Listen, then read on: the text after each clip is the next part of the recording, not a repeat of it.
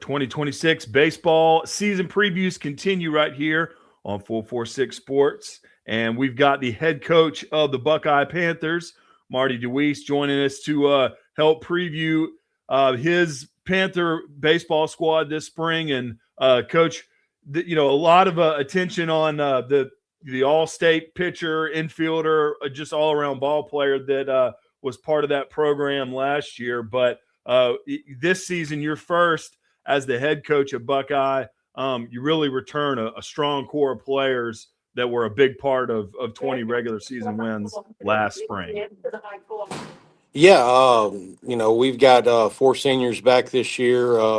Caden Grimmett was a part of that team last year. He was the junior starter. He'll be playing shortstop and be an Armed Force this year. He brings a lot of experience and leadership. We've got Ty Curtis back as a DH this year. He had a shoulder injury during football that's not allowing him to throw, but he's been cleared to hit, so he'll be in the lineup every day also. He was an all-district player.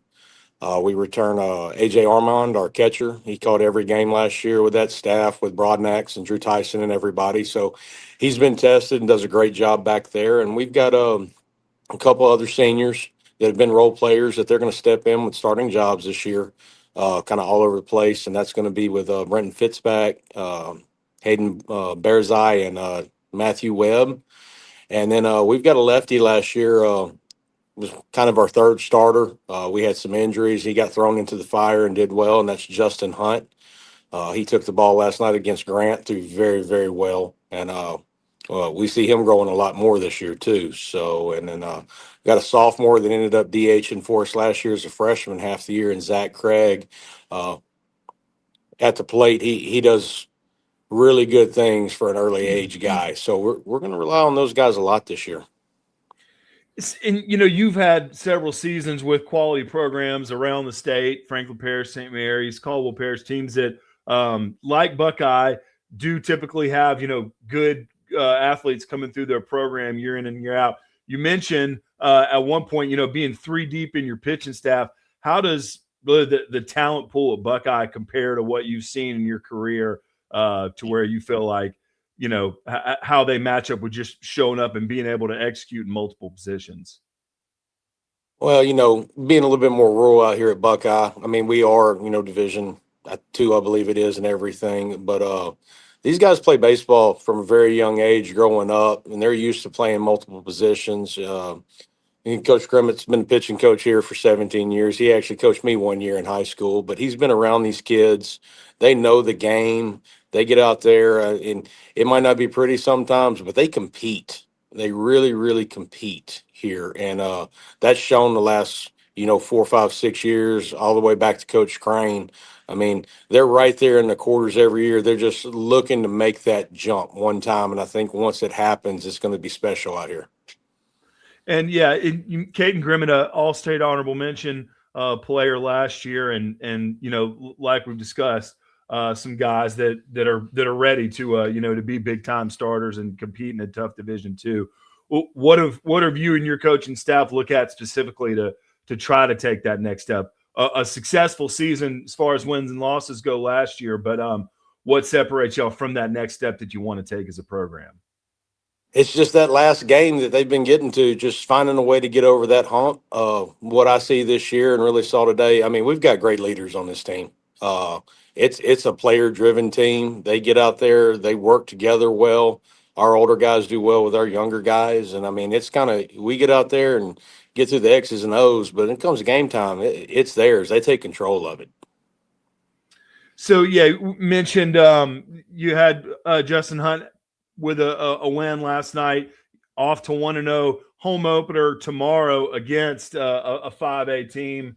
Where your home crowd will immediately get to see, some high quality baseball after going on the road and beating a 4A team last year. So your first year as the head coach, what do you want to see early on in this first month to prove that, the talent, the work ethic, and everything that's been established, during the preseason actually looks like you want it to look now that we're in the regular season?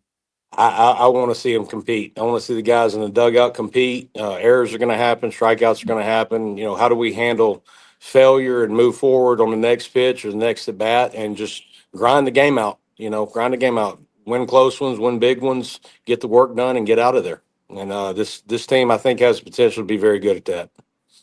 And when we were kind of discussing some of your returning players that'll start and fill out your defense, a lot of versatility, and you see that a lot at the 3A level, to where pitchers, infielders, outfielders, it kind of everybody can row the boat in that direction. Is that something that will be important for y'all the entire season, knowing that you've got a strong defense no matter who's on the mound?